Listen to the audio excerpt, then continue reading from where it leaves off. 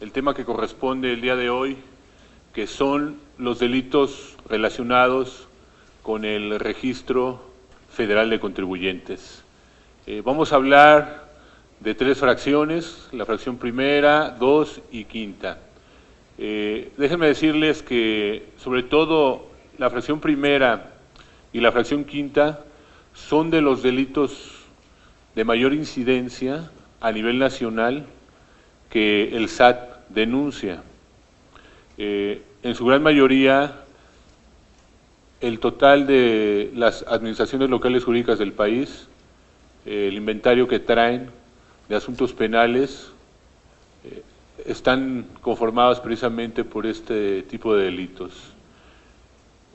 Es importante señalar que, a diferencia de algunos otros delitos, como la defraudación o el mismo contrabando, en los delitos relacionados con el RFC, el bien jurídico que se tutela es precisamente el encaminado a que se evite obstaculizar las facultades de comprobación o de fiscalización por parte de la autoridad. Vamos a hablar de delitos no de resultado material, sino de resultado formal. ¿Sí? Aquí no hay una vulneración, no hay un daño, una afectación al patrimonio del fisco federal, sino, como les comento, el bien jurídico que se tutela es ese, es que se pone en riesgo, en peligro, las facultades de fiscalización o de comprobación de la autoridad fiscal. Y bueno, una vez que hacemos esa precisión, iniciemos entonces con lo que establece precisamente la fracción primera del artículo 110.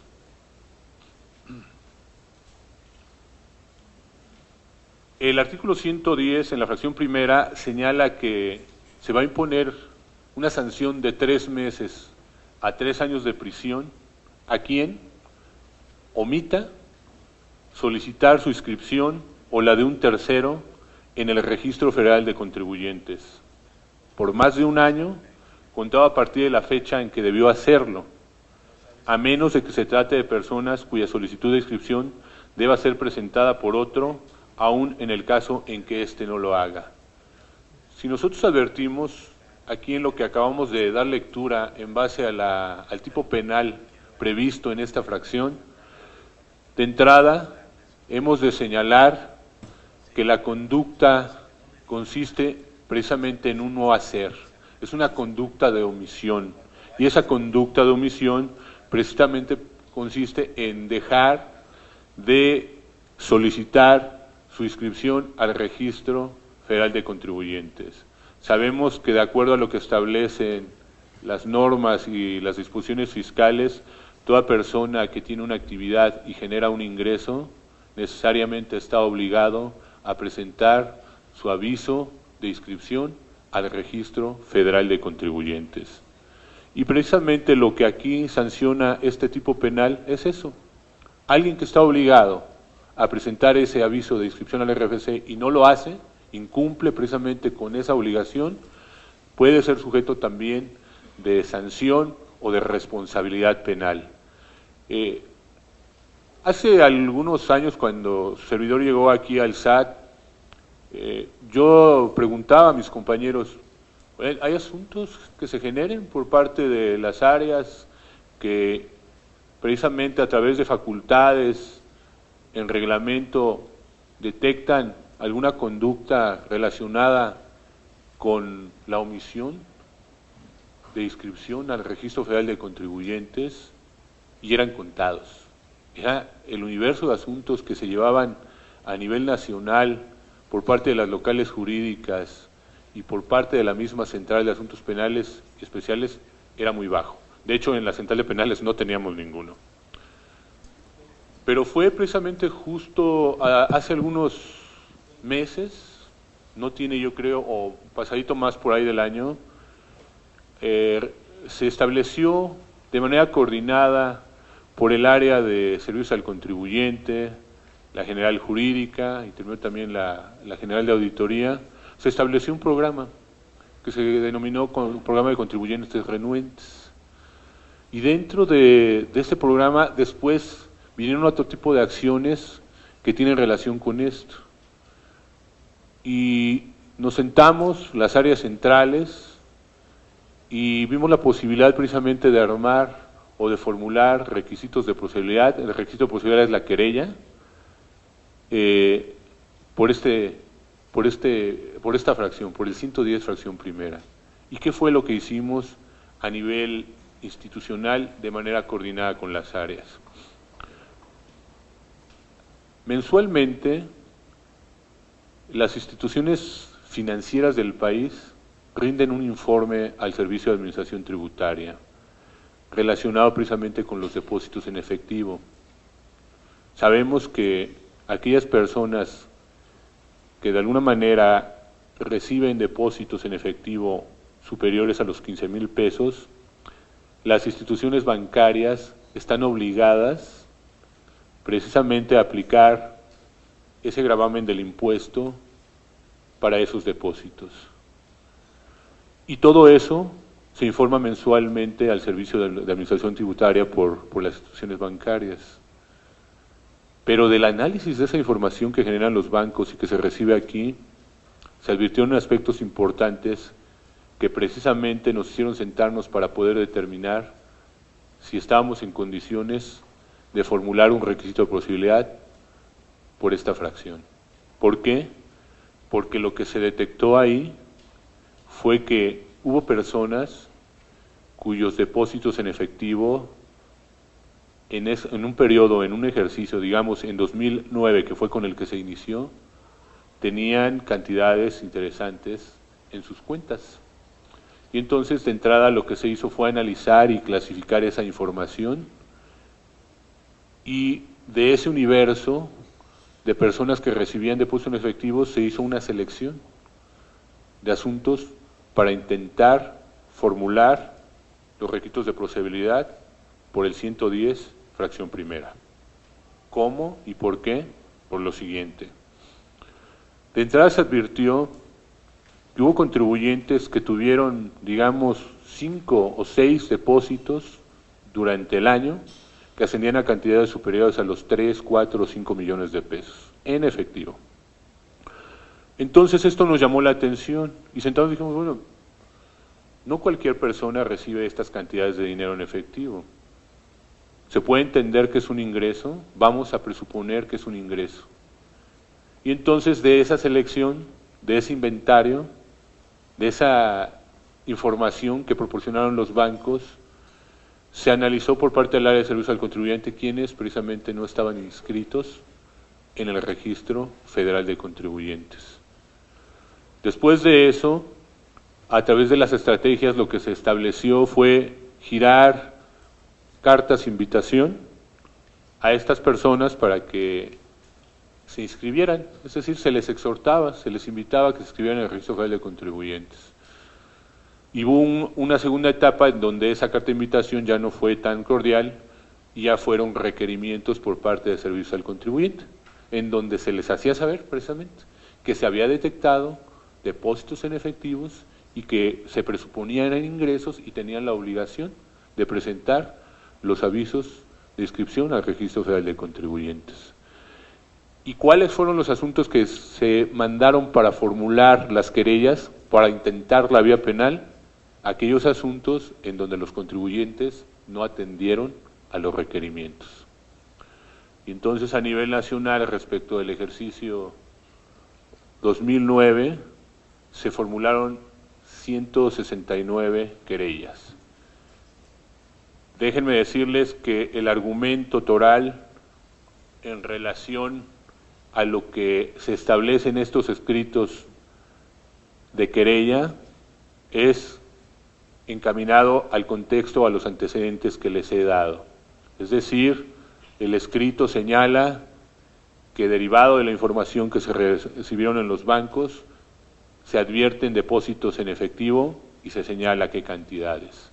Después se establece que hubo un requerimiento por parte de la autoridad para invitarlos a inscribirse en el Registro Federal de Contribuyentes y que no hubo respuesta por parte de ellos. Y ya en una cuestión de análisis concatenado de esos antecedentes, en lo que yo he denominado consideraciones legales, en esos escritos de registros de procedibilidad, se hace ese análisis de antecedentes de manera concatenada y se determina precisamente que hay una omisión por parte de estas personas de presentar su aviso, de su solicitud de inscripción al Registro Federal de Contribuyentes y que están obligados derivado a que presuponemos existen ingresos o generan ingresos por alguna actividad por esos montos recibidos en sus cuentas bancarias a través de los depósitos en efectivo. Se han intentado estos asuntos, déjenme decirles que hay reticencia por parte de algunos agentes del Ministerio Público para tratar de consignar los asuntos.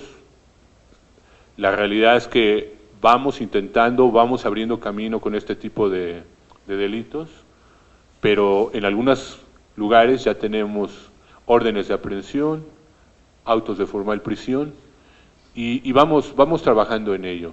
De entrada yo me cuestionaba, porque cuando yo analizaba el tipo penal decía, bueno, ¿cómo vamos a conocer quién está obligado a una actividad y precisamente a detectarlo, ¿no?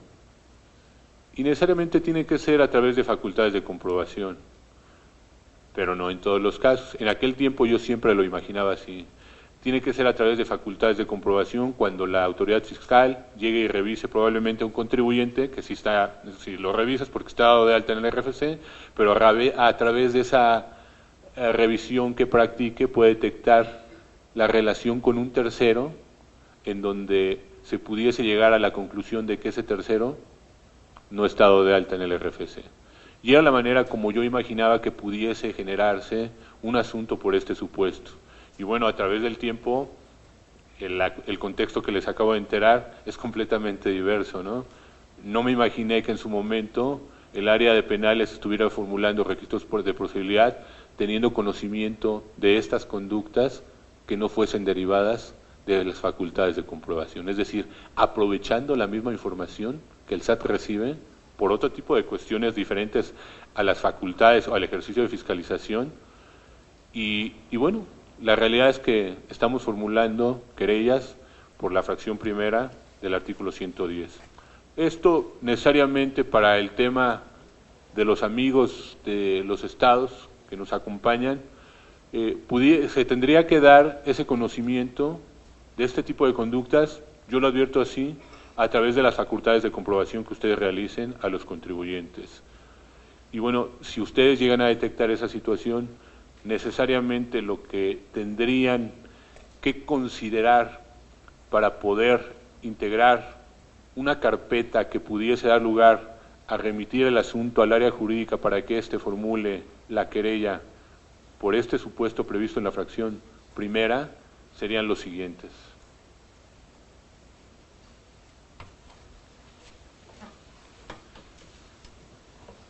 Dentro de lo que consideramos que pueden ser documentos idóneos o elementos de prueba básicos para acreditar este supuesto delictivo, están o aparecen ahí enunciados, ahorita los vamos a comentar, pero quiero señalar que necesariamente estas pruebas no son las únicas, dependiendo del caso en concreto, como les acabo de exponer, es como se pueden aportar otro tipo de documentos o evidencias. Sin embargo, estas son únicamente de manera enunciativa, más no limitativa, y eso lo quiero precisar. Lo importante aquí es precisamente atender al caso en concreto. Yo siempre he dicho, yo lo considero, que no solo en este tipo de delitos, sino en la gran mayoría de los delitos que nosotros formulamos, la prueba contundente dentro de ese catálogo de pruebas que enuncia el Código Federal de Procedimientos Penales, la gran mayoría de pruebas que nosotros aportamos son pruebas documentales, y son pruebas documentales públicas. Quiero decirles que, de acuerdo al sistema de valoración de pruebas que prevé la legislación federal en materia penal, solo hay dos pruebas que tienen el carácter de pleno, o que se les da ese valor pleno, y precisamente son las documentales públicas y la inspección ministerial o judicial. Y esto tiene su razón de ser. ¿Por qué? Porque necesariamente no se puede dudar, no se puede cuestionar el contenido de un documento público que es realizado por un servidor público en ejercicio de funciones. Se le da ese crédito a ese documento emitido por el servidor público. Ese es el origen o el espíritu de la valoración en materia penal de los documentos públicos. Es decir, si es un documento público, no se puede cuestionar y se le tiene que dar ese valor probatorio pleno. Lo mismo ocurre con la inspección, porque quien lleva a cabo una inspección lo hace en vestido de fe pública. El agente del Ministerio Público, una diligencia, una inspección ministerial en un lugar, la fe de los documentos que tiene a la vista, la fe de objetos, el levantamiento de un cadáver, todo eso no puede ser cuestionado. Y precisamente el legislador lo que consideró fue también darle valor probatorio pleno a este tipo de pruebas. ¿Por qué les comento esto? Porque tanto para estos delitos como para los de contrabando o los de defraudación, nosotros vamos a acreditar esos hechos o esas conductas, y yo les aseguro que el 90% o más de las pruebas que se presentan son pruebas documentales. Y entonces, si esas pruebas documentales están bien elaboradas, bien soportadas, realmente podemos tener éxito en los asuntos que planteemos ante la gente del Ministerio Público para enterarle de hechos que pueden ser constitutivos de delito, fiscales. Es importante entonces tomar en cuenta qué es lo que deben llevar estas constancias documentales que reúnan las formalidades de ley, y sobre ello incluso hasta cuidar aspectos de formalidad. Normalmente nosotros, cuando aportamos pruebas para acreditar un hecho, no presentamos los documentos originales porque esos quedan en el expediente administrativo y no se pueden presentar. Lo que presentamos son copias certificadas de esas constancias que obran en el expediente. Pero hasta eso hay que cuidar, la manera en cómo se certifican esos documentos por parte de quien está de alguna manera haciendo constar que tiene a la vista un documento y que previo cotejo con el mismo, hace constar o da fe de que se trata del mismo documento. Tiene que ser una persona que tenga facultades para certificar y establecer precisamente esos aspectos de forma para que esos documentos no sean cuestionados por parte precisamente de la defensa o del mismo probable responsable. Déjenme decirles que aquí en el SAT, por disposiciones de carácter interno, los documentos se preservan únicamente por 5 años. Después de que transcurren esos 5 años, esos documentos se destruyen.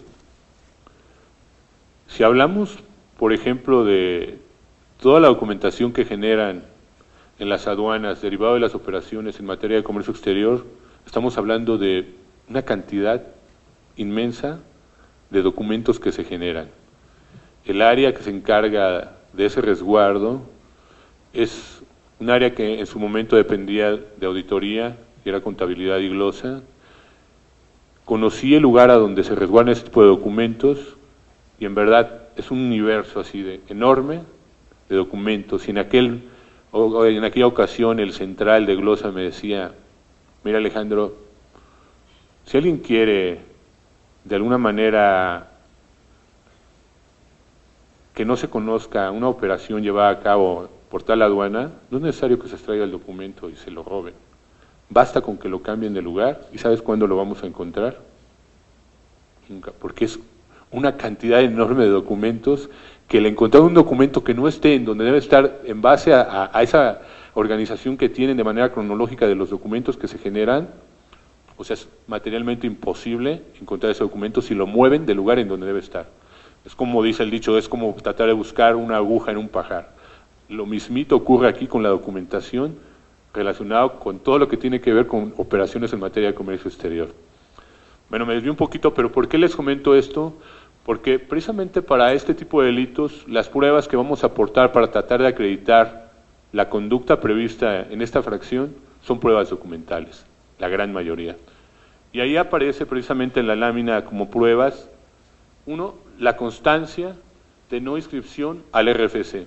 Si estamos hablando que es una conducta de omisión en donde el contribuyente no se ha inscrito al Registro Federal, valga la redundancia, de contribuyentes, más bien dicho la persona, perdón, porque no tiene la calidad de contribuyente. El sujeto o la persona no ha presentado su aviso de inscripción al RFC, debemos de aportar a la gente del Ministerio Público un documento que acredite esa situación. ¿Y quién lo va a hacer? Pues precisamente el área de la General de Servicio al Contribuyente, que es la responsable y que tiene a su cargo el registro. Entonces, a través de un informe de esa área, es como nosotros vamos a señalarle al Ministerio Público que esa persona ha omitido presentar su solicitud de inscripción. Otro documento que nos sirve para acreditar la conducta es el informe de irregularidades detectadas, emitido precisamente por la Subadministración de Promoción y Vigilancia de Cumplimiento de la Administración Local de Servicios al Contribuyente a nivel local o por la Administración Central de Identificación al Contribuyente a nivel central. Ambos son precisamente, dependen de la Administración General de Servicios al Contribuyente. Y otro documento más que aparece aquí es ese requerimiento, aunque este no necesariamente puede aportarse como prueba para acreditar la conducta. En el ejemplo que les comenté de este programa que se inició, en donde se formularon las 165 querellas por este delito, necesariamente ese documento se presentó como antecedente para hacerle saber a la gente del Ministerio Público que habíamos detectado que esta persona tenía ingresos, que se presumían eran ingresos por alguna actividad y que no estaba inscrito en el Registro Federal de Contribuyentes, y que aun y cuando la autoridad había detectado esa circunstancia y le requirió de manera formal que presentara ese aviso, no lo hizo. Pero, por ejemplo, en el caso de que sea a través de facultades de comprobación, en donde el auditor o personal de auditoría detecte alguna relación de un contribuyente con un tercero y este tercero advierta que tiene ingresos y que no está dado de alta en el RFC, necesariamente no se requiere este requerimiento. Este requerimiento sería para el ejemplo que les comenté del programa de contribuyentes renuentes, ¿sí? No sé si tengan algún comentario en relación a este tipo penal. Realmente los tipos penales son muy sencillos. Estos que se prevén aquí en el artículo 110. Yo les pediría que si alguien tiene algún comentario, lo manejemos de una vez, y si no hay alguno, entonces procederíamos a analizar el siguiente supuesto previsto en la fracción segunda. Sí, adelante, licenciada. Mi pregunta era nada más en el sentido, si no han tenido inconvenientes por utilizar los estados de cuenta bancarios de los particulares, que sabemos que, bueno, pues hay un secreto, pues, bancario. Es un buen punto, y ahorita les voy a intercambiar. Anoche, precisamente, me hablaron por ahí las gentes del área de evaluación y de operación jurídica, que son los que se encargan de dar respuestas al IFAI, porque se generó toda una controversia derivada de estas cartas de invitación. No, realmente lo que nos mandan los bancos no son estados de cuenta, es una especie, todo se maneja a nivel vía internet, vía electrónico, la información que se recibe, y son listados, son listas con los nombres de los contribuyentes y los datos de las cuentas y las cantidades, pero no nos envían propiamente un estado de cuenta, sino es como esa información generada a través de una base de datos. Cuando se estableció este programa, se dio a conocer a través de los medios de comunicación, las cartas de invitación que se generaron por parte del SAT, invitando precisamente a las personas a que se inscribieran al Registro Federal de Contribuyentes. En días pasados, un ciudadano solicitó a través del IFAI, se pedía la información al SAT, en donde se planteaban dos aspectos. Bueno, son una serie de preguntas, son como 12, pero las que corresponden al área jurídica son las siguientes. Una, decían que si derivado de esas cartas de invitación, el hecho de que los contribuyentes hubiesen sido omisos en atender esas cartas de invitación para inscribirse al Registro Federal de Contribuyentes, habían tenido consecuencias jurídicas penales, así dice la pregunta. Y otra, en caso de ser así, ¿cuántas querellas se habían presentado por parte del SAT? Aquí lo delicado es que hubo personas que cuando recibieron esas cartas de invitación promovieron amparos, y entonces el área central de amparos de jurídica, ante uno de los cuestionamientos del juez de distrito, en donde precisamente se le cuestionaba si esas cartas de invitación iban a tener consecuencias jurídicas, la respuesta del área de amparos fue no, son simplemente cartas de invitación.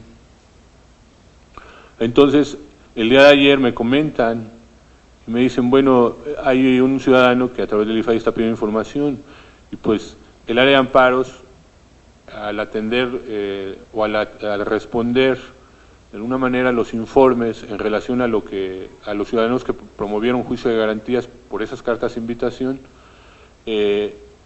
dijo que no había ninguna cuestión de trascendencia, no había consecuencias jurídicas, porque lo único era una mera invitación a que se inscribieran.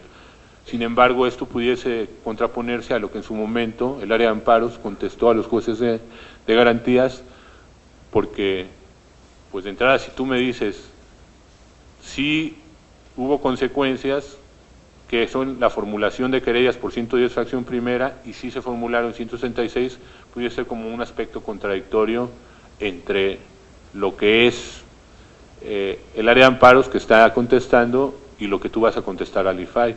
Y en eso estamos. No está fácil, porque de entrada se supone que eran cartas de invitación, pero en el contexto interno déjenme decirles que hubo una segunda etapa en donde los que no atendieron, ya vinieron los requerimientos y después la formulación de las querellas. Pero no podemos de alguna manera nosotros manejar a través del IFAI esa información, tenemos que ver la forma de dar respuesta en el sentido de establecer que son dos cosas independientes, una las cartas de invitación y otra ya los requerimientos que vinieron en una segunda etapa. Y nosotros estamos, la pregunta, te comento esto, te doy este antecedente por lo que me cuestionas, ¿no?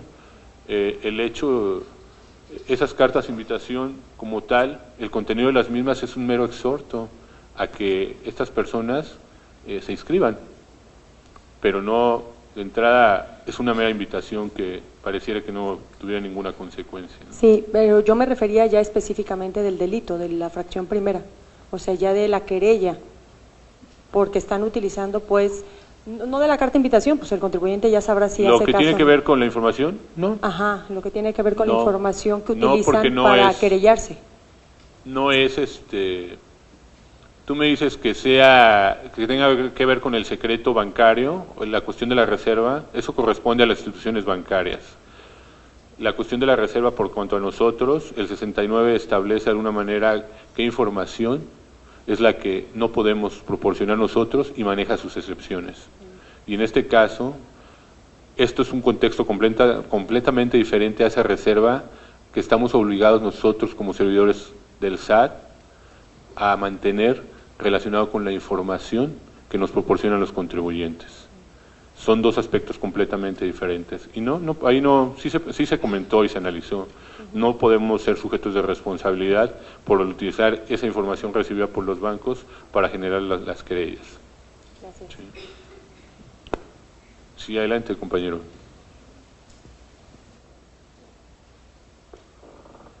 Sí, buenos días, licenciado. Igual, secretario de Finanzas de Guanajuato, servidor Héctor Amador. En atención a su experiencia, ¿qué pasa con los RFC de los menores que aparecen en las órdenes? ¿O cuál ha sido, en cuestión de delitos fiscales, si ha impactado esta parte, ¿no? Porque encontramos pues las órdenes dirigidas con un RFC de menores de edad. Y esa es una de mis preguntas. Y la otra, ¿por qué se permite ese tipo de registros? ¿Te refieres a menores de edad? Sí, así es. Sí, en las órdenes por ahí hemos encontrado que son registros, el contribuyente es un menor de edad, ¿sí? Y yo me pregunto en delitos fiscales cómo ha impactado esta situación. No. No pasa Yo nada. creo que esos datos son incorrectos. No se puede generar un RFC a una persona que sea menor de edad. Eso no es posible. Pues, bueno, sí, Y perdón, pero penalmente, sí, pues tampoco pudieran ser sujetos de responsabilidad penal. ¿Por qué? Porque pues necesariamente aquí en materia penal, ayer hablamos que solo son sujetos de responsabilidad las personas físicas, pero no todas, y hay que precisarlo.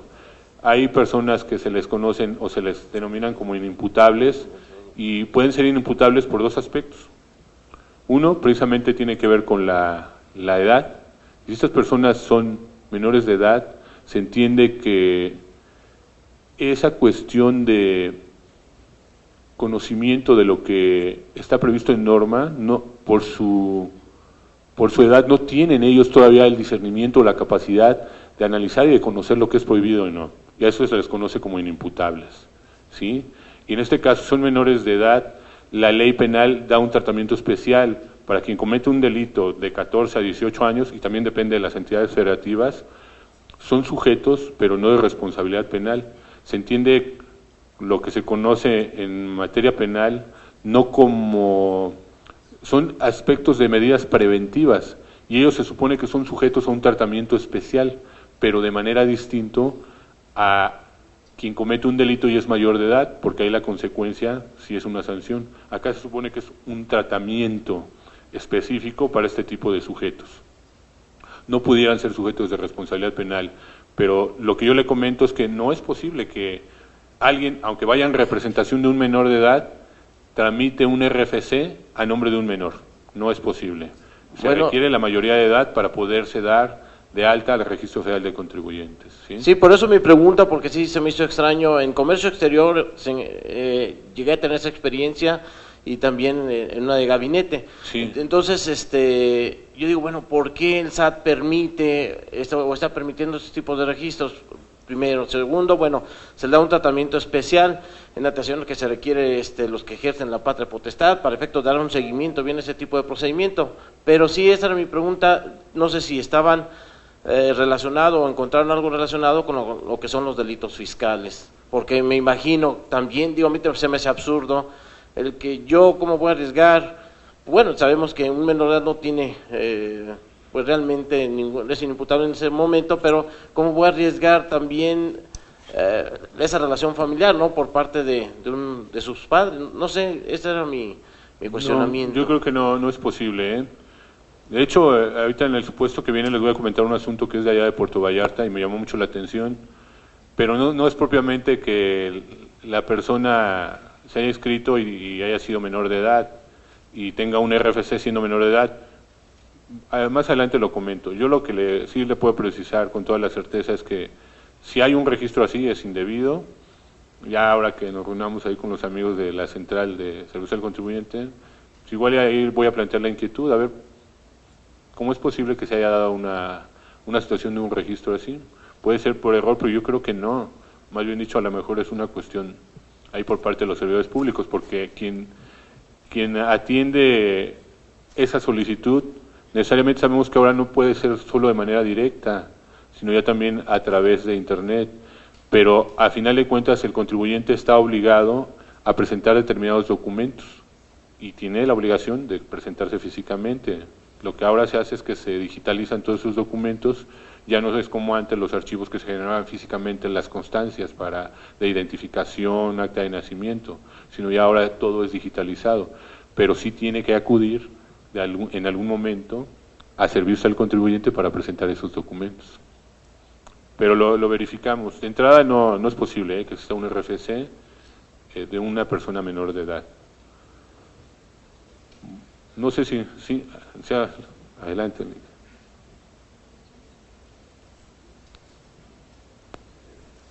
Ya, gracias, buenos días, licenciado.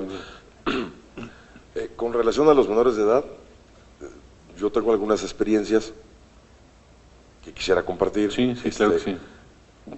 Yo creo que tanto como que no sea posible que tenga un registro federal de contribuyentes, quizás no sea lo más exacto, porque finalmente los menores de edad, como cualquier inimputable, actúan a través de sus representantes.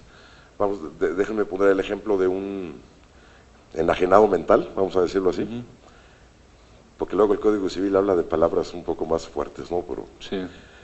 Que sea mayor de edad, pero finalmente es inimputable. ¿A través de quién va a actuar? Pues a través de quien él lo represente. Entonces, ese inimputable sí tiene un RFC, pero actúa siempre a través de su representante.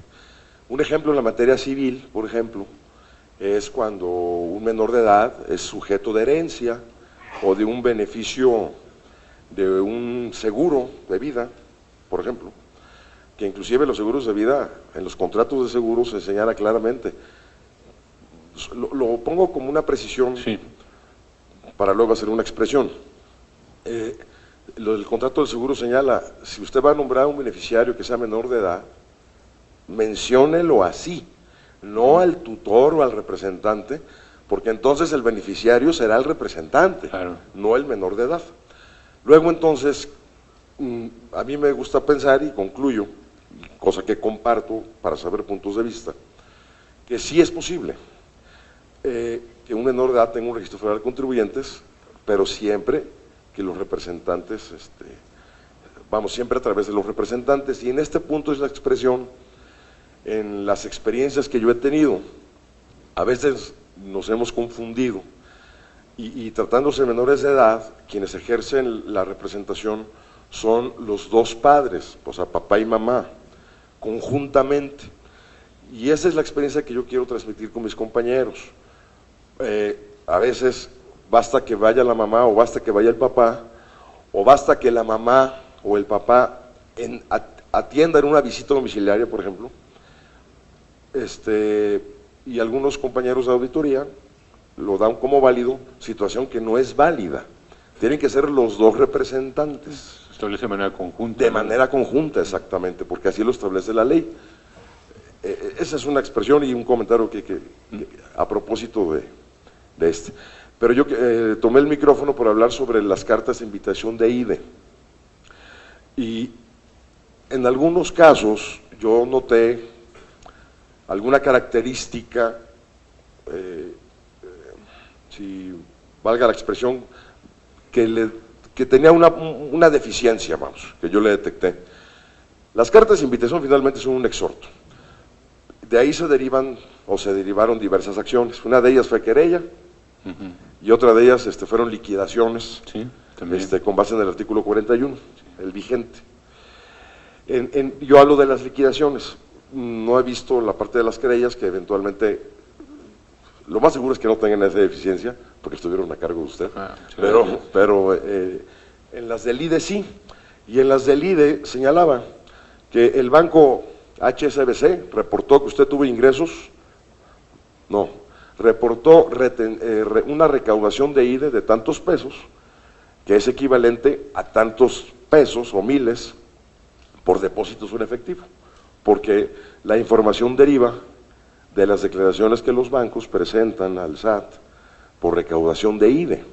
Entonces el SAT lo que estaba haciendo era piramidar la recaudación reportada, que por ley el banco tiene la obligación de hacer, para determinar los depósitos en efectivo que durante un periodo recibió el contribuyente en esa cuenta.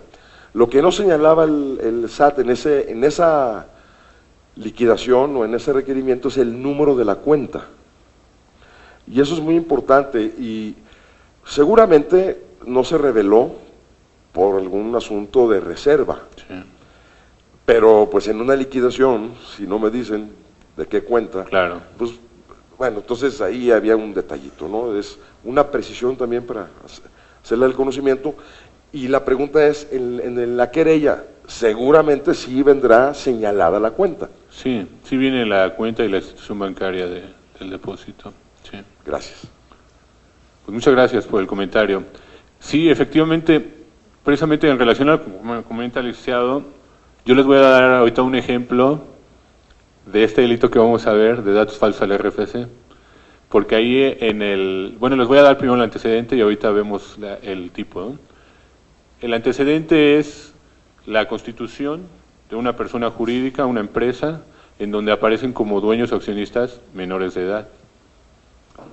Sin embargo, pues lógico que por no ser, por la minoría de edad sujetos todavía de obligaciones, tienen representantes que actúan precisamente a nombre de ellos. Y hubo un asunto que se formuló por este delito, no en contra de los menores, pero sí de sus representantes, o quien actuaban en representación de ellos, que curiosamente eran los padres, ambos. El antecedente de este supuesto, como ustedes advertirán, pues es también muy sencillo el tipo penal. La fracción segunda dice: rinda con falsedad al citado registro los datos, informes o avisos a que se encuentra obligado. Esa es la conducta. Si analizamos ahí, aquí a diferencia del otro, no es un delito de conducta omisiva, sino al contrario, es un delito de acción en donde precisamente el contribuyente lo que tiene que hacer es, a través de esos avisos, informes o datos, proporcionar información no apegada a la realidad, es decir, información falsa al SAT. Lo más común, o los asuntos que más se generan por este supuesto de la fracción segunda a nivel nacional, es cuando precisamente el contribuyente acude ante la autoridad para presentar el aviso de cambio de domicilio fiscal. Normalmente cuando el contribuyente se sabe que ya llegó la autoridad y le notificó la orden de visita o la revisión y no anda bien, muchos de ellos maliciosamente lo que hacen es moverse del lugar, es decir, presentar un aviso de cambio de domicilio ante la misma autoridad fiscal. Entonces lo que ocurre es que pues, la auditoría pues, va para donde se mueva el contribuyente y entonces a través de eso solicita la verificación de ese cambio de domicilio. Y unidades administrativas del SAT, ya sea de servicio al contribuyente, o en su caso, en su momento de recaudación, acudían para ver si efectivamente se encontraba en el nuevo domicilio designado el contribuyente, Y lógico, en muchos de estos casos, lo que se hace constar es que el contribuyente no se encuentra en ese domicilio. Con un acta bien circunstanciada, en donde se establezca este aspecto que les digo, es como se ha dado lugar a formular las querellas por falsedad de datos o informes al Registro Federal de Contribuyentes. ¿Por qué? Porque presentó el aviso ante la misma autoridad y la misma autoridad está haciendo constar que no se encuentra en el domicilio. El gran número de asuntos que se llevan por este delito consisten en este tipo de modus operandi, en la gran mayoría. Los datos que tenemos o las querellas que tenemos casi siempre son más o menos por este tipo de actuar por parte de los servidores públicos, de los contribuyentes. Y estos asuntos pues, son muy fáciles de acreditar, porque lo que requerimos necesariamente nada más es presentarle, a la gente del Ministerio Público ese aviso que presentó ante la autoridad fiscal el contribuyente, en donde se hace constar precisamente la información que está proporcionando en ese documento. Y dos, a través precisamente de las diligencias o de las actas que levanta la misma autoridad fiscal, es demostrar que la información que se dio en este aviso de inscripción, con lo que verificó la autoridad fiscal, es completamente opuesto a lo que señala aquí. Aquí está lo que no es apegado a realidad y aquí está lo que se está demostrando que es apegado a realidad, para demostrar precisamente la falsedad de esa información que se está proporcionando por parte del contribuyente. Entonces les digo, la gran mayoría de asuntos son así, son muy sencillos, muy fáciles de acreditar y las pruebas necesariamente serían esas. Aquí es importante señalar que no solo el contribuyente presenta avisos de cambio de domicilio, es importante que puede presentar la solicitud de inscripción al RFC, un aviso por suspensión de actividades. Hay una serie de documentos o de trámites que presenta el mismo contribuyente a través de formatos preestablecidos. Entonces, este es un ejemplo que yo les doy, pero si en algún otro tipo de aviso la autoridad detectare que hay datos no apegados a realidad, estaríamos en condiciones precisamente de formular querellas en contra de esta persona por proporcionar datos o información falsa al Registro Federal de Contribuyentes.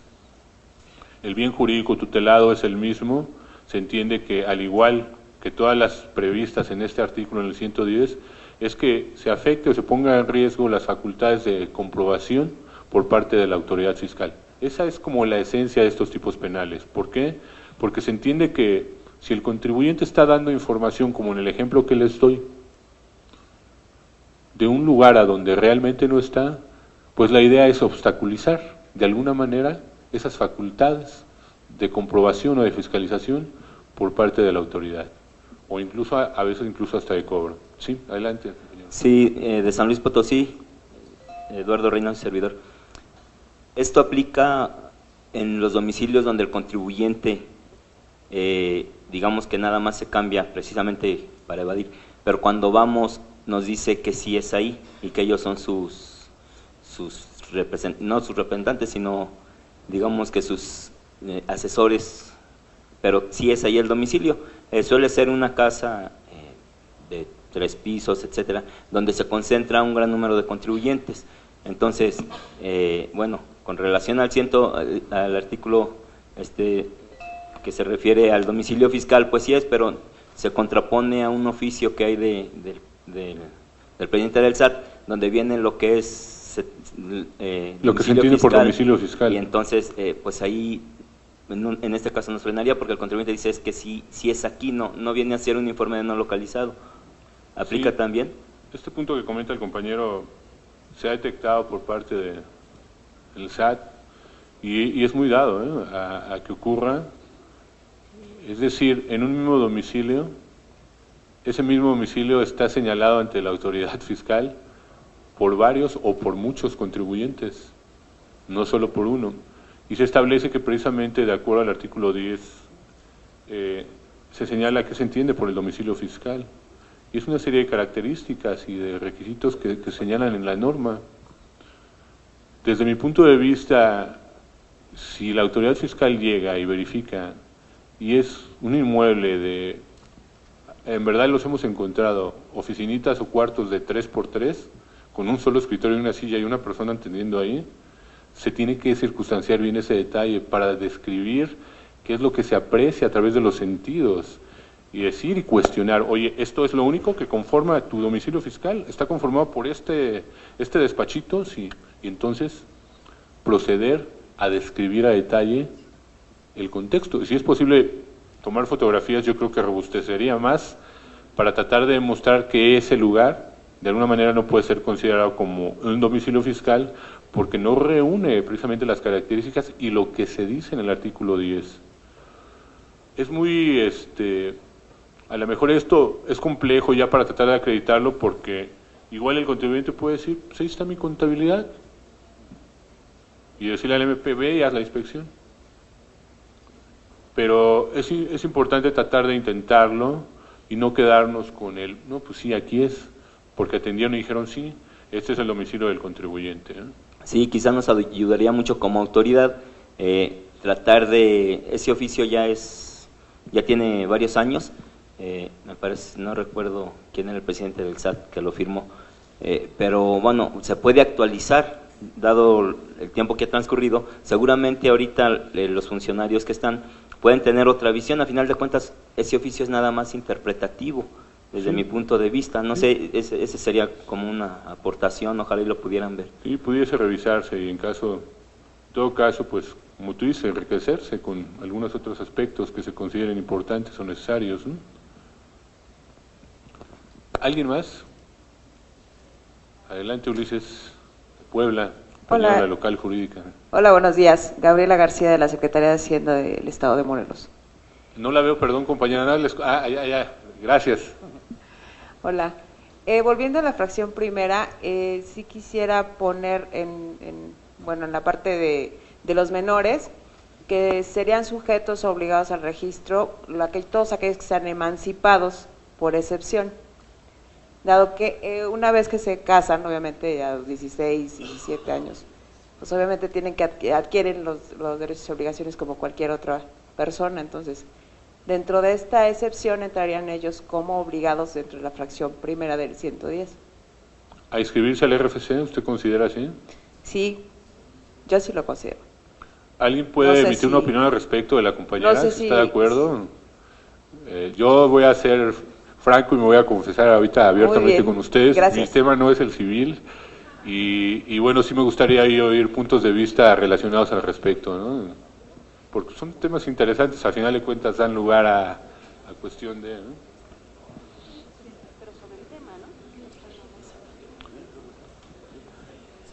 Buenos días. Ay, perdón. Roxana Ferrera del estado de Chiapas. En atención a las dudas que han surgido en cuanto a si menores de edad son sujetos a inscripción del RFC, el propio SAT maneja un catálogo de trámites en el cual se señala el tratamiento especial que se debe dar a los menores de edad. Ustedes pueden consultar el portal, Sí. porque eso lo hacemos en asistencia también. Sí, gracias. Dice, los padres o tutores que ejerzan la patria potestad o tutela de menores de edad que están sujetos a inscripción deben presentar la copia certificada del menor de edad, el nexo causal que hay para ellos como padres o tutores, en caso de que haya una resolución judicial o documento emitido por fedatario en el que consta de la patria potestad o tutela, y así todas las documentales públicas en el que cual conste la representación del menor, es decir, todo aquel menor de edad que ya empiece a realizar actividades comerciales o obtenga ingresos derivados de las mismas, deben estar también sujetos a una inscripción del RFC siempre y cuando tenga un representante legal. Sí, pero es a través de los representantes, que es lo Así que es. comentaba... Como tal, el menor de edad no puede actuar por sí solo. Sí. Necesariamente tiene que tener un mediador, que en este caso sería el representante, el padre, tutor o curador en su caso. Así es. ¿No? Aquí lo Pero importante, esto derivó precisamente del cuestionamiento del compañero que decía, bueno, he detectado que hay registros federales de contribuyentes de menores de edad, fue lo primero que señaló, y luego dijo, ¿es posible que estos sean sujetos de responsabilidad penal? O sea, ¿se puede formular una querella en contra de ellos? Y la respuesta fue encaminada en el sentido, no sería posible de alguna manera formular una querella en contra de un menor que a través de sus representantes esté dado de alta en el Registro Federal de Contribuyentes, ¿no? Por ahí hay un comentario que también respecto del cuestionamiento anterior de los compañeros relacionado con lo de los menores emancipados. Por favor, licenciado.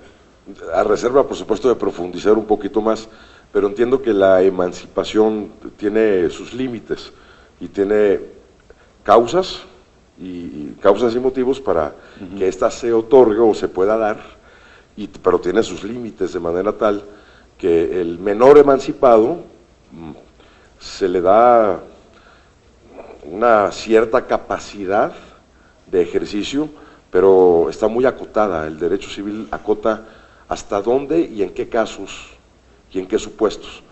Entiendo que en el caso particular, pues para poder ejercer obligaciones, que es nuestro tema, jurídicas en materia fiscal y que por lo tanto son de comerciales y son de otro tipo, porque las fiscales son una consecuencia, no podría darse. Ese sería mi comentario, por lo menos así está señalado en el Código Civil del Estado de Jalisco. Bueno, muchas gracias. Buenos días. Sí.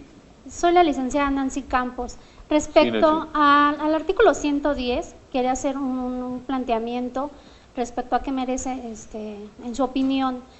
En el aspecto que manejábamos hace rato, hay domicilios en donde están diversos contribuyentes. Sí. Y están varios, prácticamente nada más es el escritorio, ni siquiera están divididos por alguna pared o etcétera.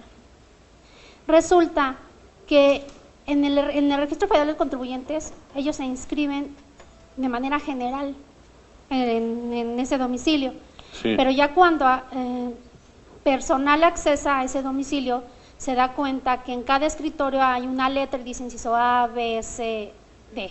Ajá. Sí. Entonces eso dificulta mucho al área operativa en cuanto a cómo voy a describir, uno, el domicilio, y dos, si el domicilio que está dirigido la orden de visita, o en su caso la orden de gabinete, ya traería un vicio por el solo hecho de que dentro del domicilio yo veo que dice A, B o C. Entonces, mi pregunta es, ¿se tendría que cambiar la orden poniendo lo que yo estoy viendo con mis sentidos, que es el B, o prácticamente dejarle así de manera general y únicamente circunstanciar en el acta que se levante ese tipo de situación? Yo creo que se debe de hacer constar esto último, porque la orden de alguna manera se establece o se determina en base a los datos proporcionados por el contribuyente y en el domicilio que está señalando él ante la autoridad fiscal. Y entonces, tú lo que tienes que hacer, o el servidor lo que tiene que hacer es hacer constar que se constituye en ese domicilio y precisamente lo que pueda advertir ya una vez que se encuentra en el mismo respecto de lo que hay en el interior, ¿no? Sí, porque prácticamente no se podría tomar como un dato falso, porque sí es el domicilio que está ahí, ¿no? Entonces, nada más sería falta de precisión en específico cuál es el domicilio. Pero nosotros, bueno, la consideración que les hemos dicho es esa, ¿no? O sea, como los datos que están tal cual en el RFC, así los manifestó el contribuyente, pues se van así, ¿no? Okay, muchas gracias. Bueno, el segundo, la fracción más bien dicho que quería comentarles, ya analizamos precisamente esta que es muy sencilla y dentro de los documentos que se pueden aportar como prueba, advertimos ahí, uno es la solicitud de inscripción al Registro Federal de Contribuyentes, que esta sí es necesaria aportarla. Dos, tratándose de personas morales, aquí necesariamente sí tendremos que presentar el acta constitutiva o en su caso el folio mercantil de la misma para determinar su conformación en cuanto a la administración, consejo de administración, gerentes o administrador único en la época en que se cometió el delito, es decir, la conducta como tal. Advertimos que necesariamente aquí, a diferencia de en el tema del registro, pueden hacerlo precisamente a través de personas jurídicas o morales o personas físicas. Y si se trata de las primeras, pues tendríamos que acreditar el carácter de las mismas y eso es necesariamente con los documentos que así lo acrediten, que en este caso serían las actas constitutivas. Ustedes saben que al presentar el aviso de inscripción al RFC, las personas jurídicas o morales están obligados a presentar este tipo de documentos. Los tenemos, el SAT los tiene y precisamente a través del área de servicios se tienen que requerir para estar en condiciones nosotros de poder señalar en el registro de procedibilidad en contra de quién vamos, a quién se le atribuye ese hecho. Otro documento precisamente es el que comentábamos, que es la constancia de hechos levantada por la autoridad competente o el documento en el que conste la información real, siendo esta diferente a la proporcionada por el contribuyente. Son las actas que comentábamos, ¿no? Serían como los elementos básicos o necesarios para tratar de acreditar este supuesto delictivo. Realmente el supuesto es muy sencillo, ¿no? No es nada complejo para acreditar. Y viene, por último, la fracción quinta, prevista también en este artículo 110. Aquí en esa fracción se establecen tres hipótesis o tres supuestos delictivos. Vamos a manejarlos de manera separada, ¿sí? El primer supuesto o la primera hipótesis que señala esta fracción quinta es que el contribuyente desocupe el local donde tenga su domicilio fiscal sin presentar el aviso de cambio de domicilio al Registro Federal de Contribuyentes después de la notificación de la orden de visita. Esa es precisamente la primera hipótesis prevista en esta fracción quinta. Necesariamente aquí, ¿qué tenemos que acreditar para este supuesto? Uno, la calidad del activo que es el contribuyente. Dos, que previo a la desocupación, este haya sido notificado de manera formal de la orden de visita domiciliaria. Ojo, aquí no hay que confundir. El tipo penal lo que exige es una orden de visita domiciliaria.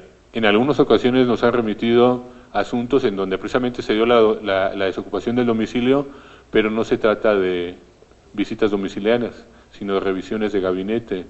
Y si ese es el contexto, no pudiésemos acreditar este supuesto delictivo, porque el tipo penal lo que exige es que sea notificada una orden de visita domiciliaria y tendría que ser exclusivamente en ese sentido. Y el otro aspecto que hay que señalar ahí es que esa desocupación del domicilio fiscal se dé en una etapa posterior a la notificación de la orden de visita. Aquí yo quiero comentar algo muy importante que a través precisamente del tiempo hemos advertido en la presentación de las querellas por este delito. Hemos obtenido resultados desfavorables en algunos casos, negativas de órdenes de aprehensión, porque el criterio que ya prevalece en los juzgadores es que si de entrada la orden de visita no se entendió de manera directa y personal, así lo han dicho los jueces, en tratándose de personas morales con el representante de la persona o de la empresa, o no se entendió en tratándose de personas físicas directamente con el contribuyente, no se da el supuesto delictivo, aun y aunque demostremos que efectivamente desocuparon el domicilio fiscal. ¿Por qué? El argumento de los jueces es que no se pudiese acreditar lo que ayer comentábamos de la diferencia entre la infracción y el delito, que es el dolo. Es decir, la intención del activo del delito, en este caso la intención del contribuyente de desocupar el domicilio fiscal. ¿Por qué? Porque no se está demostrando plenamente que se le notificó de manera directa la orden de visita. Y esto mismo ocurriría para el siguiente supuesto que vamos a ver, que es el mismito que pero es cuando se trate de la notificación del crédito, de la determinación del crédito. Es más, podemos abordarlo aquí. Es el mismo supuesto, la siguiente hipótesis delictiva, pero cambia en el sentido de que la desocupación se dé una vez notificada la determinación del crédito.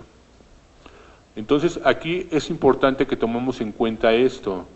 Las gentes de auditoría, en algunas ocasiones cuando se trata de visitas domiciliarias o de recaudación cuando se trata de notificaciones de determinación del crédito, nos dicen, oye, pues es que va a estar medio complicado que en tratándose de personas morales nos entendamos directamente con el representante legal. Normalmente es el contador, que no es representante legal, la secretaria, alguna persona que presta el servicio en esa empresa, pero no tiene ese carácter de representante. Sí, compañero, adelante. Perdón, Juan Francisco de Guadalajara. Y no pudiera suplir esa parte o esa deficiencia cuando se le ha requerido al contribuyente alguna solicitud de información o documentación y obviamente la contesta por escrito el representante legal o el propio contribuyente, ahí estaríamos dando por entendido que está enterado de que está llevando una orden de visita en su domicilio. Sí pudiese, mi punto de vista es que sí pudiese elementarse como un elemento adicional para tratar de demostrar que efectivamente sí tenía conocimiento de la notificación de la orden de visita. Aquí lo que hemos comentado es lo siguiente, no para este supuesto, pero ahorita, le soy honesto, se me viene como una idea para tratar de acreditarlo. Normalmente cuando acude la autoridad fiscal a notificar una orden de visita, se requiere la presencia del representante legal, y si no está, lo que hace es que deja un citatorio para que se entreviste con él al día siguiente. Y lógico que si al día siguiente acude la autoridad fiscal y no está el representante legal, la diligencia se entiende con quien la atienda. Eso es lo que normalmente ocurre. Lo que habíamos comentado en su momento es, en este segundo momento, cuando llega la autoridad al siguiente día, en la hora en que estableció para continuar con la notificación de la orden de visita y no está el contribuyente, lo que tiene que hacer es hacer constar con la persona que se entiende, si es la secretaria o es el contador, es decirle, oye, ayer te dejé una notificación y citatorio para que le dijeras al representante legal que estuviera aquí. ¿Le hiciste del conocimiento eso? Y si dice sí, es hacerlo constar. Dame los datos del representante legal. Y con eso, de alguna manera, pudiésemos acreditar esto que nos exigen los jueces, para acreditar de que aunque no se entendió de manera directa personal con él, hay una persona que trabaja en esa empresa, que presta los servicios y que está señalando que sí le enteró de esa notificación de la orden para que estuviera presente al siguiente día y no se presentó. Creo que es una manera de intentar, de alguna manera, vale la redundancia, una forma de intentar el acreditar esto que nos están exigiendo los jueces, ese conocimiento de la notificación de la orden de visita o de la notificación de la determinación de un crédito. Y lo otro pudiese ser con elementos adicionales como los que comenta el compañero, es decir, a través precisamente de alguna diligencia que haya llevado a cabo o una constancia que esté durante el mismo agregado en el expediente administrativo que permita presuponer que tenía conocimiento el contribuyente por promociones, informes, contestaciones que haya hecho, ¿no? Pudiese ser, y es una buena opción también, creo yo así. Buenos días, Carlos Guido de Veracruz. Sí, Carlos. Buenos días, primeramente. Buen día, Carlos. Mire, creo que de aquí parte un comentario, más bien es comentario más que pregunta, yo lo veo como área jurídica, como abogado. Sí. Depende muchísimo tiene que ver la adecuada notificación que se haga, el procedimiento que se ha realizado de manera correcta. ¿Por qué? Porque a veces en algunas áreas, por ejemplo, no sé, recaudación o algo, envían a los notificadores y muchas ocasiones su trabajo no lo realizan de manera, no le digo que mal, sino de manera adecuada, respetando los principios y puntos primordiales que van a hacer en una notificación. Sí. Es decir, llego al domicilio, me cercioro plenamente de que primeramente está el domicilio que me están proporcionando, doy la ubicación, dirección, el número que tiene, en dónde está ubicado.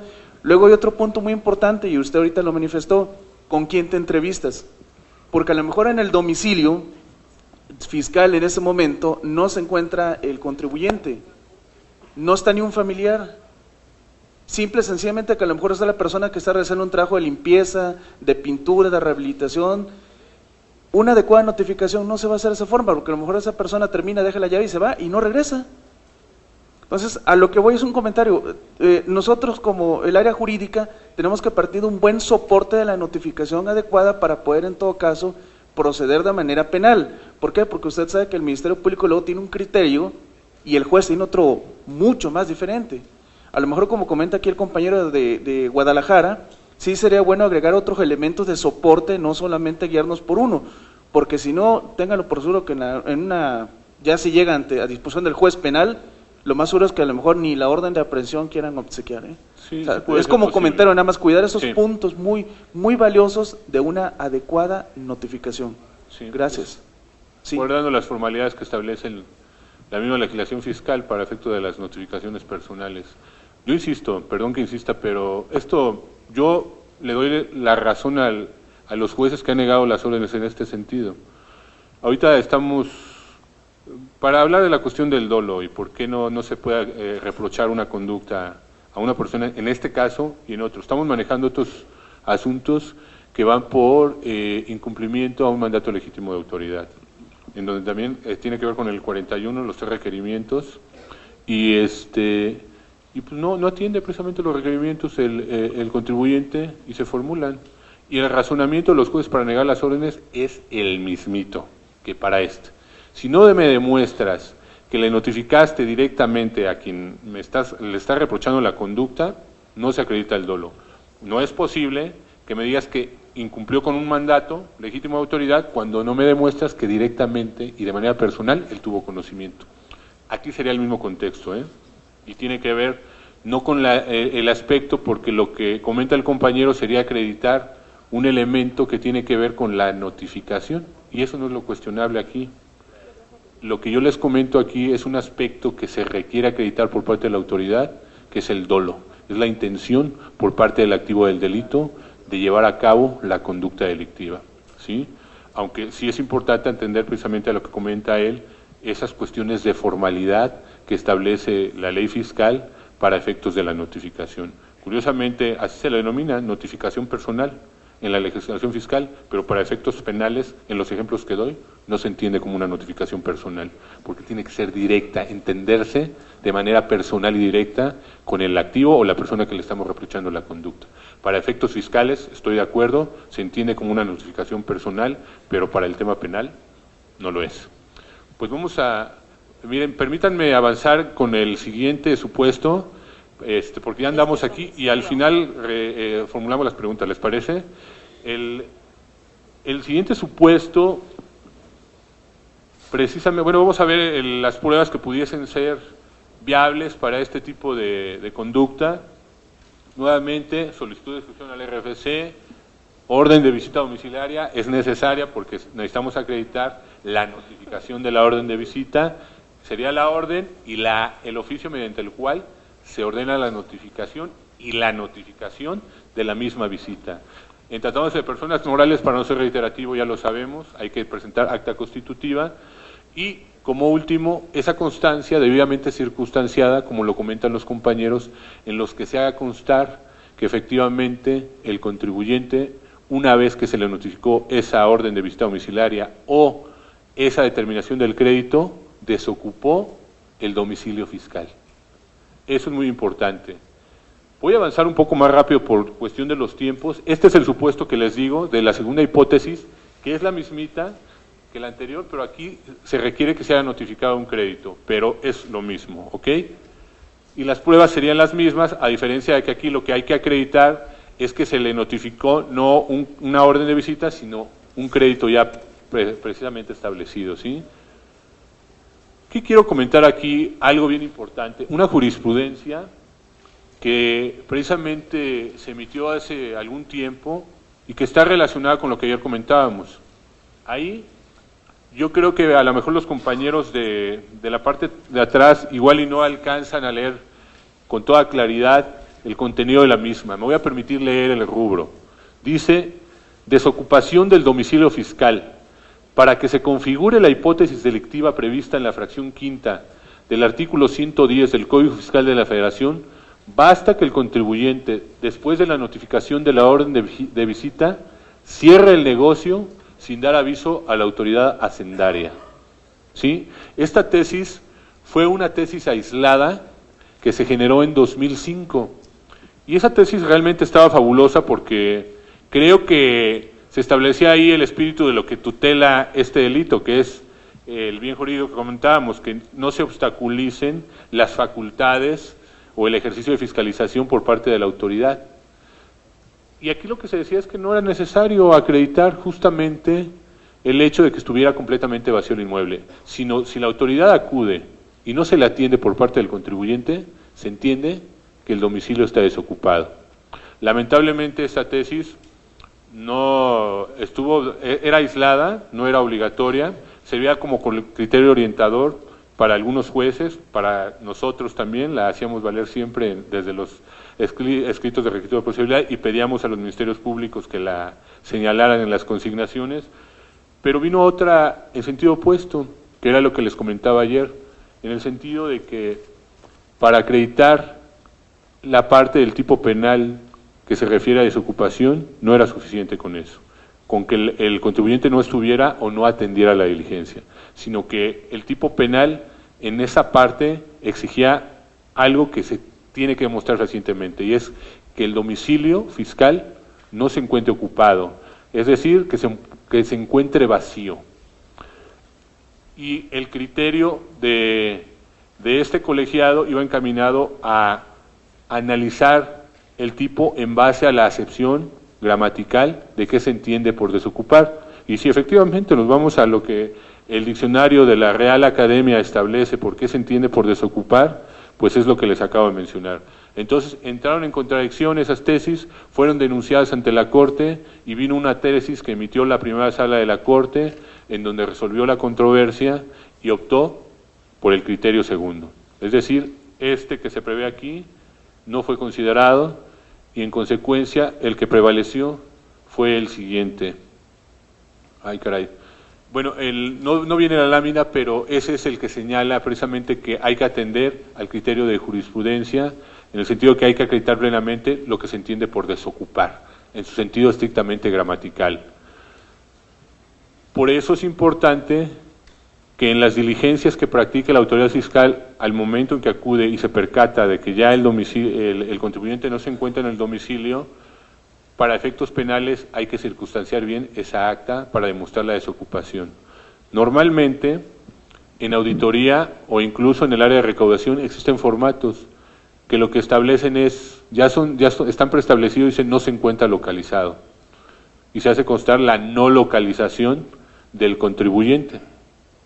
Y para efectos administrativos, volvemos, está muy bien, la consecuencia que da lugar a la sanción por la comisión de la infracción, con eso es suficiente. Pero para el tema penal, para acreditar este supuesto, previsto en la fracción quinta, por lo que se refiere a la desocupación, esa acta, si se señala no se encuentra localizado el contribuyente, no sirve. Se tiene que acreditar, de acuerdo a la tesis de jurisprudencia, plenamente qué se entiende por desocupar. Y es decir, tiene que advertirse que ese inmueble en donde se constituye por segunda vez, ya el contribuyente no se encuentra porque está desocupado, no se aprecia mobiliario, no se aprecian personas, es decir, no hay movimiento, no hay actividad, circunstancias que permitan precisamente suponer que el domicilio ya está desocupado. Entonces, nos la ponen más difícil. ¿Por qué? Porque hay lugares a donde ustedes llegan y son búnkers. Entonces tocan, aquí ya no es, o ya no está. Pero ¿de qué manera acreditamos que ese inmueble o ese domicilio está desocupado si no podemos accesar al interior del inmueble? Eso resulta de alguna manera complejo, el acreditar en base a lo que ya determinó la Corte, este aspecto que tiene que ver con desocupación. Pero en atención precisamente al trabajo que nosotros desempeñamos, pues tenemos que ver la manera, precisamente nosotros como abogados, de coordinarnos con las áreas operativas de auditoría y de orientarlos de alguna forma de cómo acreditar esa cuestión de desocupación. Recuerdo que por ahí una compañera de la local jurídica de Querétaro, en algún momento decía, Lic, pues yo lo que hice fue que pedí datos ya con los datos que tenía al registro público para conocer el dueño del inmueble y resultó que no era el contribuyente, se le buscó y había un contrato de arrendamiento y a través del ateste o del testimonio de él se demostró que esta persona efectivamente no cumplió con el contrato y desocupó el domicilio, pero fue la manera de demostrarlo. Entonces sí hay formas si de alguna manera analizamos o tratamos de acreditar no solo a través del acta circunstancial, sino de otros medios, ¿no? Quiero comentar aquí algo bien importante que está ocurriendo y es una problemática del SAT, que ha dado lugar precisamente a que nos sentemos algunas unidades administrativas de la institución y tiene que ver con movimientos irregulares, así se la denomina, al registro federal de contribuyentes. ¿Qué es lo que está ocurriendo aquí? Tenemos un inventario de asuntos de aproximadamente ya casi 7,000 movimientos en donde se detectaron esos avisos de cambio de domicilio al RFC, pero no tienen el soporte documental. ¿Por qué? Aquí tiene que ver un aspecto ligado con la corrupción, es decir, servidores públicos del SAT, del área de servicios al contribuyentes, se han prestado para hacer esas afectaciones al registro sin tener la documentación soporte. Porque para que se den ese tipo de movimientos se requiere precisamente que el contribuyente exhiba esa documentación. Es una problemática que se viene arrastrando de tiempo, pero que ha ido creciendo. Y lógico nos preocupa porque ahorita ya, como les digo, tenemos ya un universo de casi 7,000 afectaciones al RFC sin documentación soporte. Y entonces aquí el tratamiento es por dos vías. El área de evaluación, el área de evaluación para los compañeros de las entidades federativas que nos acompañan, es una unidad administrativa que se encarga, entre otras cosas, de recabar elementos de prueba para acreditar responsabilidades administrativas y penales. Pero ella lo único que hace es recabarlas y en su momento, si considera que pueda dar lugar esas evidencias a una responsabilidad administrativa o penal, la turna al OIC o la turna a jurídica para que se formule la denuncia. Ese es más o menos el contexto. En esta problemática, el área de evaluación internamente está investigando a los servidores públicos que hicieron esos movimientos. Lo preocupante aquí es que hay movimientos al RFC en donde el cambio de domicilio lo hacen en Aguascalientes y es un contribuyente que tiene su domicilio aquí en la Ciudad de México o viceversa.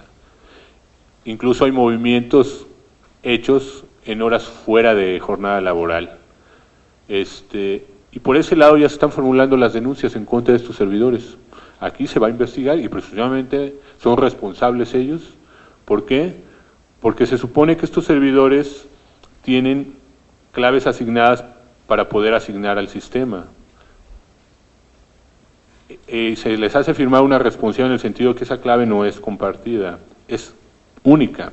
No pueden de alguna manera ellos dar su clave o prestarla a otro compañero para que accesen a los sistemas. Entonces, por el área de evaluación, como les digo, ya se están formulando las denuncias en contra de los servidores públicos que con sus claves afectaron el sistema e hicieron esos movimientos irregulares al RFC.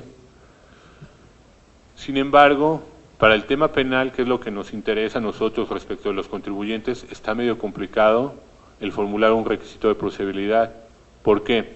Pudiera ser por dos supuestos que hemos visto ahora aquí: la fracción segunda de datos falsos al RFC o la fracción quinta, desocupación de domicilio fiscal. Pero no está fácil, se las voy a plantear. Son movimientos irregulares. Normalmente se tiene el aviso de inscripción al RFC con documentos, que es correcto, no tiene vicios. Pero después vienen la afectación al registro federal de cambios de domicilio, y no solo uno, puede tener ya el contribuyente 2, 3, 4 o 5 avisos de cambio de domicilio. Pero no se tiene la documentación social que soporte o que acredite esos cambios, porque viene el tema que les digo del aspecto de confabulación entre ese contribuyente con el servidor de servicio al contribuyente. Está el aviso de cambio de domicilio, pero no tenemos la manera de acreditarlo. ¿Por qué? Porque no se cuenta con la documentación soporte. Hablando con los amigos de servicio al contribuyente, dicen, aunque no se tenga la documentación soporte, para el SAT, el domicilio fiscal del contribuyente es el último. Es decir, en este ejemplo que les doy, si presentó 5 movimientos al RFC de cambio de domicilio, confabulado con el servidor público de servicios, se le tiene como válido el último, aun y cuando no se tenga esa documentación. Y entonces para nosotros resulta complejo. Yo les decía, pues me decían, vamos a armar querellas. ¿Cómo? No es fácil. Por datos falsos, si vamos y acreditamos que no está, sería así como la más sencilla, pero necesitamos presentarle a la gente del Ministerio Público el objeto material del delito para la comisión, que es ese aviso que contiene la información falsa, y no se tiene. En sistema tenemos el movimiento, pero hay que acreditarlo. ¿Con qué? Con el aviso que necesariamente debió haber presentado el contribuyente.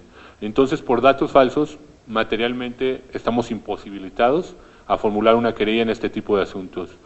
Y luego decían, bueno, por la fracción quinta, que es la que acabamos de ver aquí.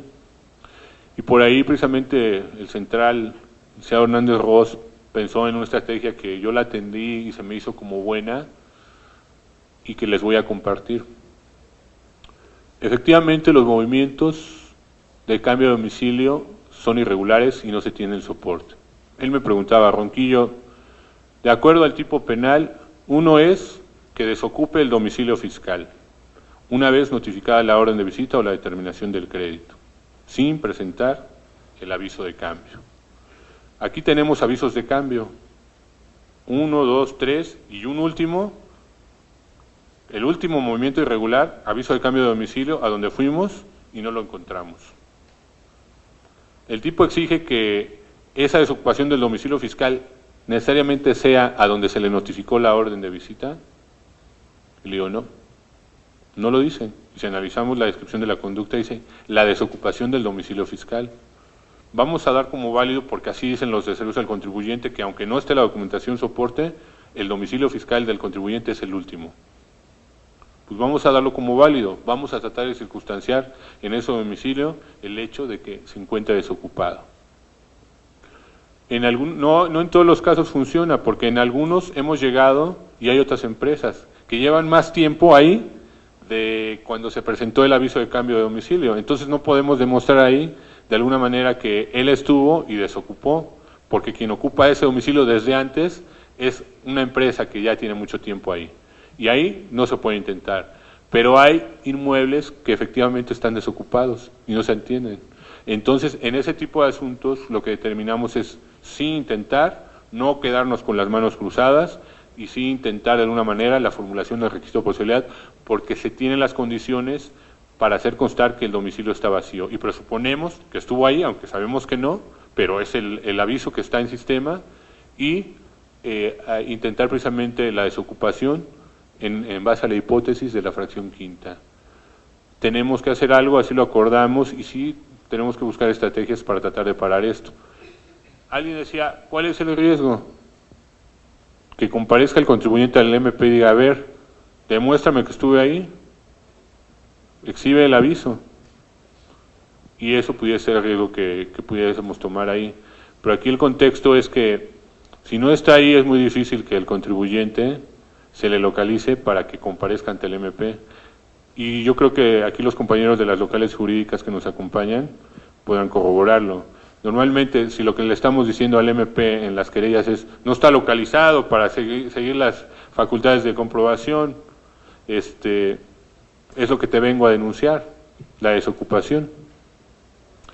Cuando se les manda a citar para que se les entere de los hechos al Ministerio Público, no comparecen, porque los datos que tenemos son los datos de los domicilios a donde se supone desocuparon. Entonces ese tipo de asuntos normalmente se van consignados sin la declaración de los probables y se libran las órdenes de aprehensión. Y es yo creo que lo viable en esa problemática que les expongo que pudiese darse. Pues bien, con esto yo cerraría. Vamos un poco rebasados de tiempo, sí les pediría que tomemos en cuenta 2 o 3 preguntas nada más, y ya las que ustedes gusten después con toda confianza pueden acercarse conmigo y las comentamos con mucho gusto, ¿sí? Licenciado, muy buenos días. Sí, buen día, compañero. Mi nombre es Sergio Salazar y vengo de invitado por parte de la Secretaría de Finanzas y Administración del Estado de Colima. El planteamiento es el siguiente, creo que lo va a compartir. Comentó usted que en las bases de datos tenemos muchos elementos, ¿sí? Compartiendo el criterio que usted analiza de que sí se deben de acompañar todas las pruebas de las debidas áreas, ¿ya? De los avisos de no localizado, todas esas cuestiones que maneja la Administración Local de Servicio al Contribuyente, pero creo que va a compartir el siguiente criterio en el sentido de que incluso, ¿sí?, cuando no se encuentra algún documento porque son diversos o alguna cuestión, o más aún, los podemos respaldar con las bases de datos con los que cuenta la Secretaría de Hacienda y Crédito Público o el SAT, ¿sí?, en términos del artículo 63 del Código Fiscal de la Federación. Quiero compartir lo siguiente porque a nosotros nos ha dado resultados ante el Tribunal Federal de Justicia Fiscal y Administrativa. No sé en la cuestión penal, como es algo más delicado y acreditar el tipo penal y los elementos es muy cuidadoso, sí, pero considero, sí, que ese criterio incluso puede abarcar esta situación porque también va inmiscuido algunos preceptos legales del Código Federal de Procedimientos Civiles para la cuestión probatoria. Sí, yo creo que sí se pueden aportar, y tienen que tener esa eficacia de alguna manera probatoria, porque volvemos a lo mismo, al mismo punto, son documentos a final de cuentas públicos, ¿no? Es todo, gracias. Sí, gracias, compañero. Licenciada. Sí, abogado, nada más muy rapidito. Tal vez sería bueno proponer la reforma al artículo que habla de que el supuesto nada más es para las visitas domiciliarias. Agregarlo de revisión de gabinete. Sí, claro, sí. porque Créeme la que burla de los contribuyentes, o sea, se cambian con ya una se hizo, facilidad. Hay un proyecto de hace 3 años por parte de la central. Normalmente cada año nos piden propuestas y se han hecho. Los motivos por los cuales no hayan prosperado no puedo decirlos, pero los desconozco más bien, pero sí se ha hecho la propuesta y coincidimos contigo. Es necesario incorporar ahí órdenes de visita o revisiones de gabinete. Sí. Gracias. Sí. Sí, muy buenos días. Sí. De la local jurídica de Puebla Sur. Sí, adelante, compañero. Nada, ¿Cuál es tu nombre, perdón? Edgar Gamona Pincle, servidor. Ah, ok, sí. Para compartirles, en cuanto a la probable responsabilidad, tratándose de estos delitos de fiscales y los de desobediencia a un mandato legítimo, nosotros los hemos acreditado de acuerdo a la ley general de sociedades, ley general de sociedades mercantiles, así es, el 10.150 tratándose de personas morales, ¿no? Así es. Inclusive hasta nos hemos llevado a los apoderados legales, ya que de acuerdo al instrumento notarial se advierte que tienen facultades de administración. Eso por un lado. Y en segundo término, sí quisiera escuchar su opinión en relación al delito de desocupación de domicilio fiscal, fracción quinta. Tuvimos un asunto en Puebla Sur, donde el contribuyente desocupó su domicilio atendiendo a un contrato de arrendamiento que tenía celebrado con el arrendador. Esta persona comparece al juzgado y dice, sí, ¿sabes qué? Desocupó el domicilio. Sin embargo, jamás había abierto el local a partir de la desocupación. Inclusive en ese inter fue a la par el juicio contencioso, tuvo la validez, la nulidad. Exhibe esas documentales, el juzgador emite la sentencia absolutoria.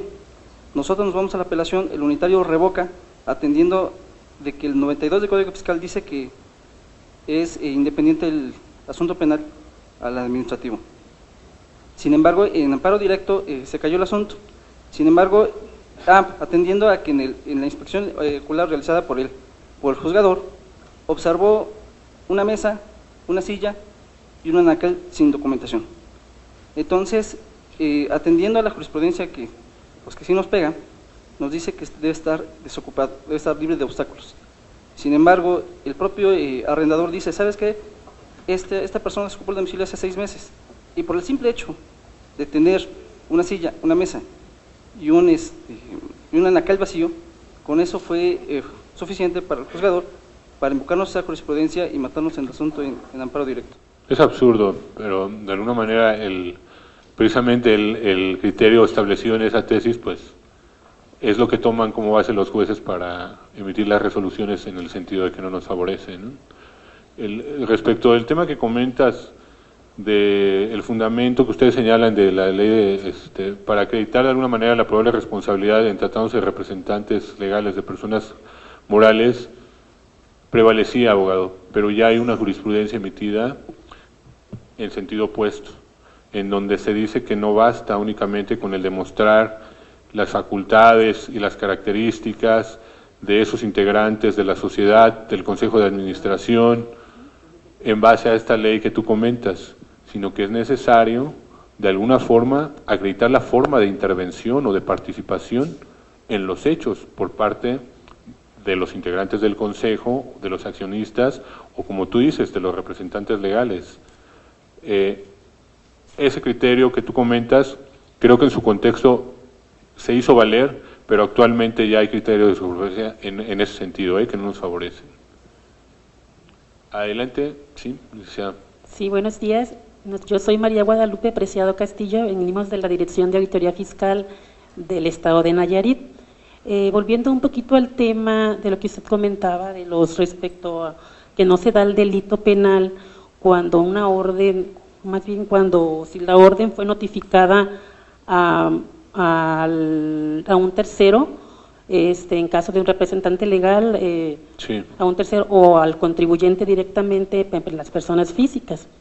Mi pregunta es si existe el sustento legal o únicamente esto es porque en base a las resoluciones que dictan los jueces penales, de nada más de decir, pues en base en sí a los veredictos de los jueces, o existe en sí el sustento legal que pueda aplicable. No sé qué pueda usted comentar al respecto. No, pues claro que es el sustento legal, porque necesariamente para el ejercicio de la acción penal, como les comentaba, en base al artículo 168, hay que acreditar lo que establece ahí, cuerpo del delito, que son elementos objetivos del tipo previsto, y elementos normativos cuando el tipo en su caso lo prevea, y la probable responsabilidad del mismo. Y dentro de la probable responsabilidad se señala que hay que acreditar, o se entiende que se acredita con la forma de intervención o de participación del activo del delito y que no opere en su favor alguna causa de exclusión del delito.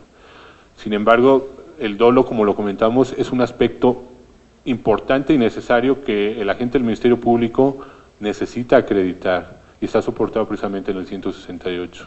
No es una cuestión de interpretación por parte del juez.